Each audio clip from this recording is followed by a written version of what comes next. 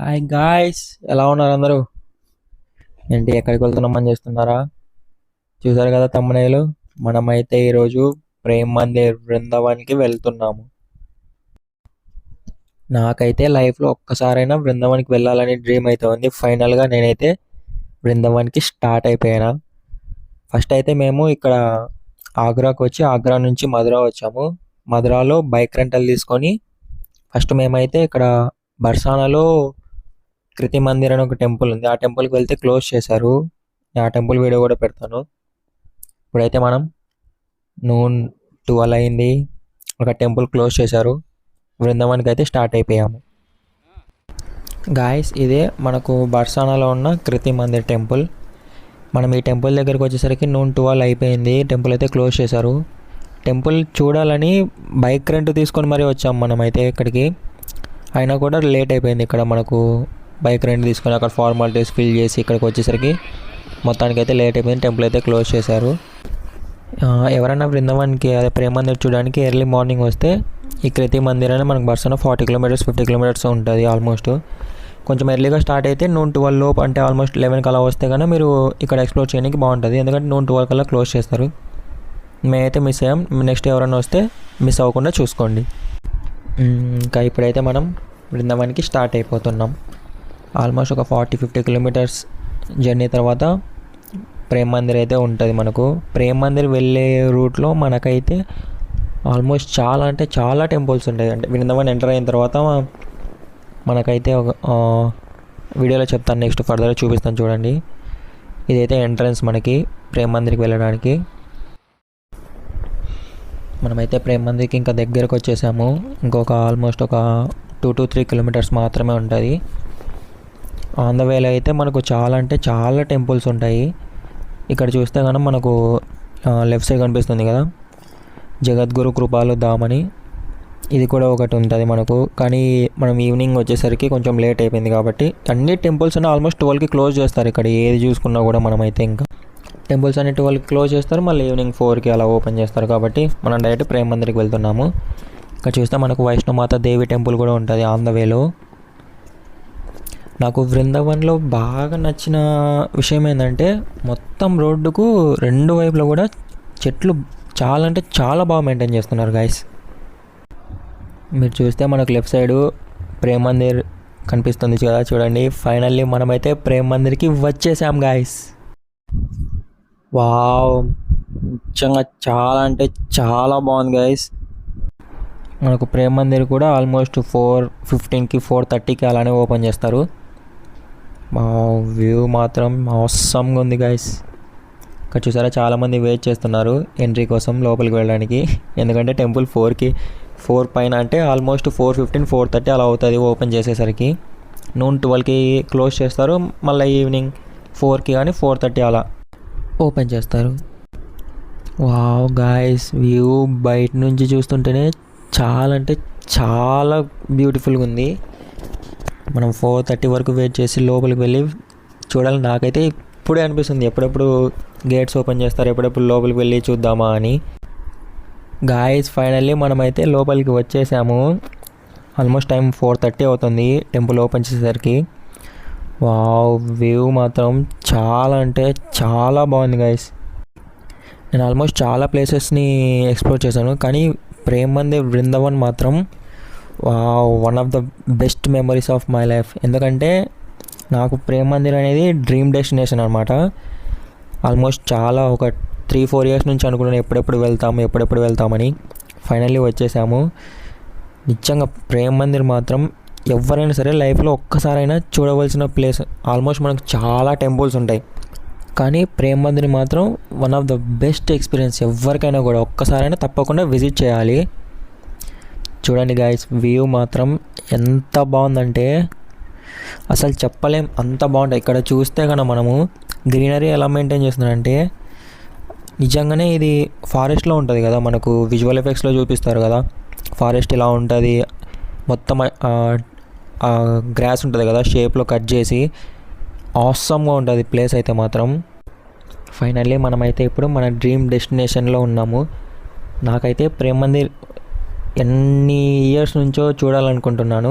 Finally వచ్చేసాం. నాకైతే చాలా అంటే చాలా హ్యాపీగా ఉంది. మనం ఇక్కడ చూస్తే ఈ ప్రేమ్ మందిర్ మొత్తం అంతా కూడా కృష్ణుంది లైఫ్ స్టోరీ అంతా ఇక్కడ పిక్చర్స్లో పెట్టారు చూడండి. ఎన్ని ఫొటోస్ ఉన్నాయి కదా, మొత్తం ఇదంతా కూడా కృష్ణుని లైఫ్ స్టోరీనే. గాయస్ ఇక్కడ చూడండి, అక్కడ నది ఉంది కదా, ఆ నది నుంచి వాటర్ ఫ్లో అయ్యి ఇక్కడ వాటర్ ఫాల్స్ వస్తున్నట్లుగా క్రియేట్ చేసి పెట్టారు. ఇంకా ఇదైతే మాత్రం నెక్స్ట్ లెవెల్ గాయస్.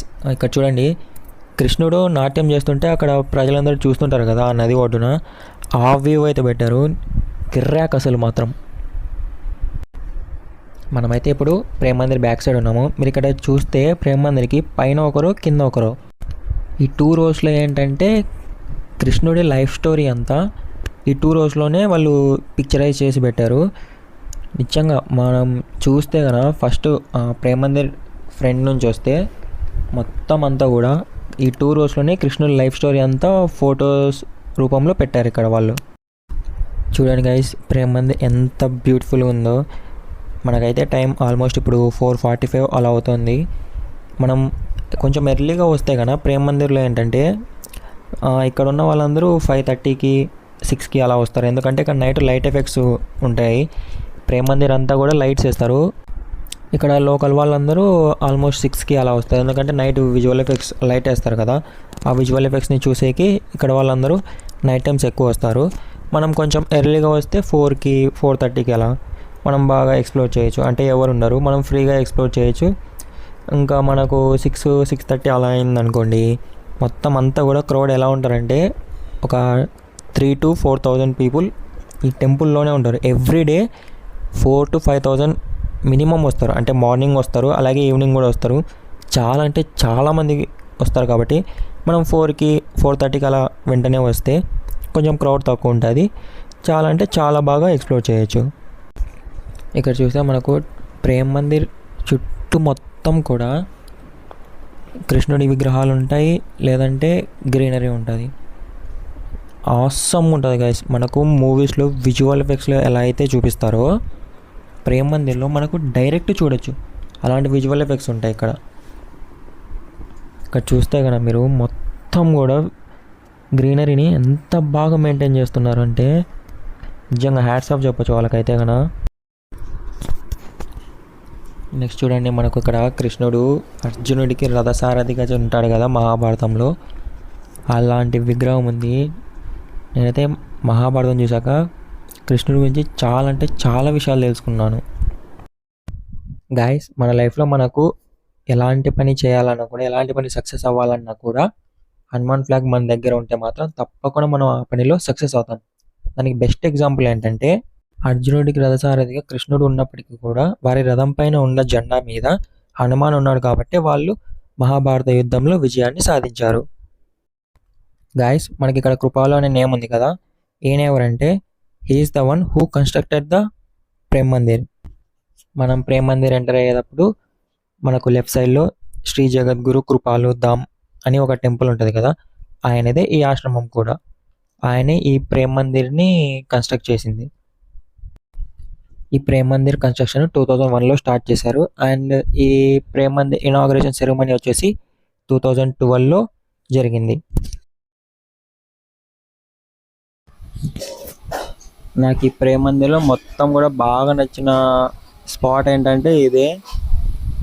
ఎందుకంటే ఇది కృష్ణుడు చూడండి తన చిటికెన వేలతో గోవర్ధనగిరి పర్వతాన్ని ఎత్తి ప్రజలని కాపాడుతాడు కదా తుఫాను వచ్చినప్పుడు. దీనికి నిజంగా మనకు చూస్తే సపోర్ట్ కూడా లేకుండా పెట్టారు. ఇది ఎక్కడి నుంచి పెట్టారంటే వెనకాల బ్యాక్ సైడ్ 2 పెద్ద చెట్లు ఉన్నాయన్నమాట. ఆ చెట్లకి దీన్ని కనెక్ట్ చేసి నిజంగానే ఇది సస్పెండ్ అవుతుంది కదా, అంటే కృష్ణుడు నిజంగానే ఆ వేలుతో ఆ గోవర్ధనగిరి పర్వతాన్ని ఎత్తినట్లుగా పెట్టారు. నిజంగా ఐడియాకి మాత్రం హ్యాట్స్ ఆఫ్ చెప్పాలి వాళ్ళకి. మనకి ఎక్కడ కూడా సపోర్ట్ అనేది కనిపించదు. వెనకాల బ్యాక్ సైడ్ ఉంటాయి కదా చెట్లు, ఆ చెట్ల నుంచి పైన ఆ కొండ ఉంది కదా, ఆ కొండకి పైన అటాచ్ చేసి అది నిజంగానే వేలాడేటట్లు ఆ కృష్ణుడు నిజంగానే ఆ ఫింగర్తో ఎత్తినట్లు పెట్టారు.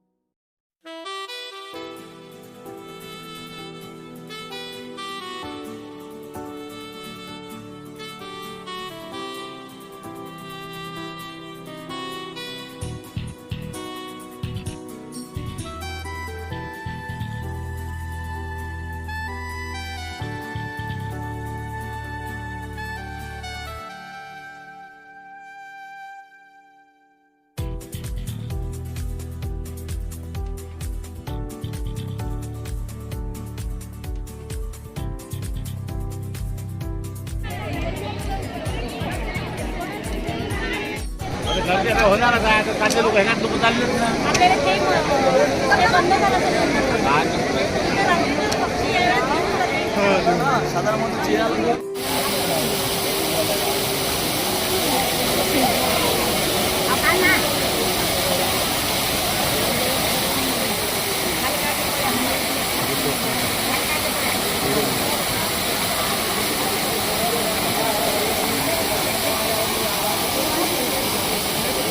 सामने दिख रहा है